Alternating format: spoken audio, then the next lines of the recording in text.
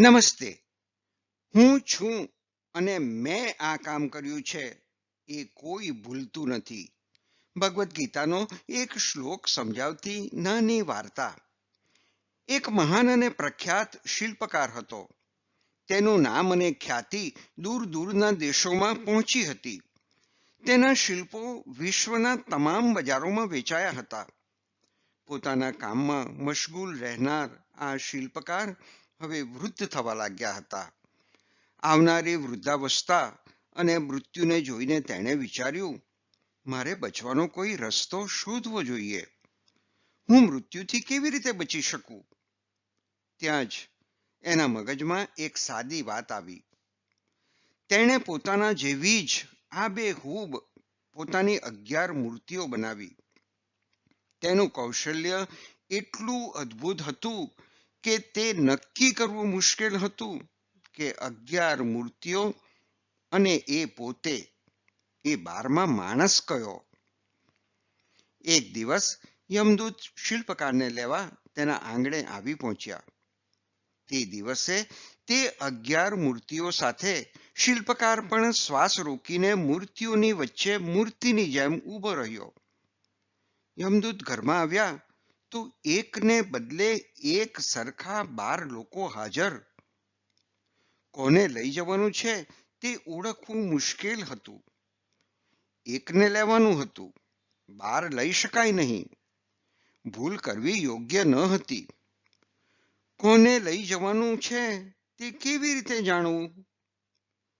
યમદૂતે ભગવાનને પૂછ્યું. તો ભગવાને યમદૂતના કાનમાં કંઈક કહ્યું અને એક વાક્ય બોલવા કહ્યું. હવે યમદૂતે દરેક મૂર્તિનું નજીકથી અવલોકન કરવા માંડ્યું. પછી યમદૂત મોટેથી બોલ્યા, બધું બરાબર છે, પણ એક નાની ભૂલ રહી ગઈ છે.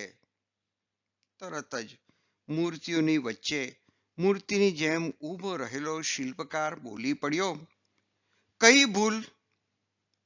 યમદૂત ખડખડાટ હસી પડ્યા અને બોલ્યા, તમે પકડાઈ ગયા છો. યમદૂતે સમજાવ્યું, હું છું અને મેં આ કામ કર્યું છે એ કોઈ ભૂલતું નથી. જે આ ભૂલે છે તે તેના અહંકારને ઓગાળી નાખે છે અને અમરત્વને પામે છે. શ્રીમદ ભગવદ્ ગીતા અધ્યાય 3 કર્મયોગ શ્લોક 27.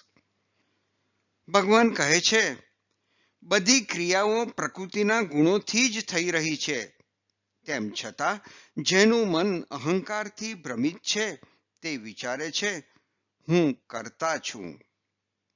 કૃષ્ણ પણ અર્જુનને એ જ વાત સમજાવે છે કે તું તો માત્ર સાધન છે. આ બધાને મારનાર તો હું છું. કેન્દ્રમાં કર્મ હોવા જોઈએ, કરતા નહીં. કેન્દ્રમાં કરતા હોય તો અહમ ભાવ જાગે. કર્મયોગી બનો, પરંતુ અહંકાર વિયોગી રહો. ધન્યવાદ.